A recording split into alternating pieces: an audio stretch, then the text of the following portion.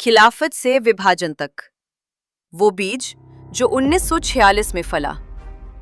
खिलाफत आंदोलन 1919 से 1924 का 1946 की घटनाओं और भारत की विभाजन में बहुत गहरा, हालांकि परोक्ष, रोल था। जहां 1946 का विद्रोह और दंगे पाकिस्तान की मांग को लेकर थे, वहीं खिलाफत आंदोलन ने उस धार्मिक ध्रुवीकरण की नींव रखी थी जिसने जिन्ना और मुस्लिम लीग को मजबूत किया। खिलाफत आंदोलन का मुख्य प्रभाव, राजनीति में धर्म का प्रवेश। खिलाफत आंदोलन एक धार्मिक मुद्दा था, तुर्की के खलीफा को बचाने के लिए।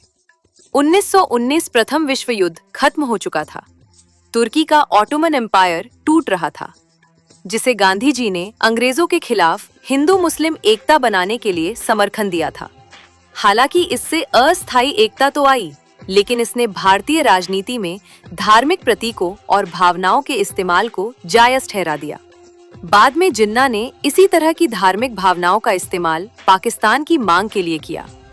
जब 1922 में गांधी जी ने असहयोग आंदोलन वापस लिया और बाद में खिलाफत आंदोलन भी असफल हो गया, तो कई मुस्लिम नेताओं को लगा कि उनके साथ धोखा हुआ है।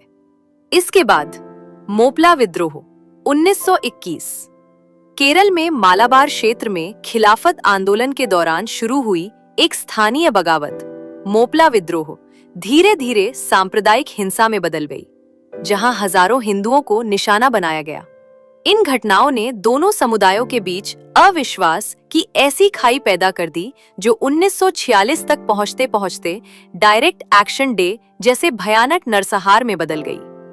जिन्ना का हृदय परिवर्तन। दिलचस्प बात यह है कि मोहम्मद अली जिन्ना शुरुआत में खिलाफत आंदोलन के खिलाफ थे। उन्होंने चेतावनी दी थी कि राजनीति में धार्मिक कट्टरपंथ को लाना खतरनाक होगा। और फिर 1937 के चुनावों के बाद जब कांग्रेस ने मुस्लिम लीग के साथ सरकार बनाने से इनकार किया, जिन्ना को अपना जवाब मिल गया। लेकिन जब उन्होंने देखा कि धार्मिक अपील से मुस्लिम जनता को बड़ी संख्या में जोड़ा जा सकता है, तो उन्होंने अपनी सेकुलर छवि छोड़कर कट्टरपंथी राजनीति का रास्ता अपनाया, जिसका चरम 1946 में दिखा। खिलाफत आंदोलन ने पहली बार भारतीय मुसलमानों को बड़े पैमाने पर एक अलग राजनीतिक इकाई के रूप में संगठित किया।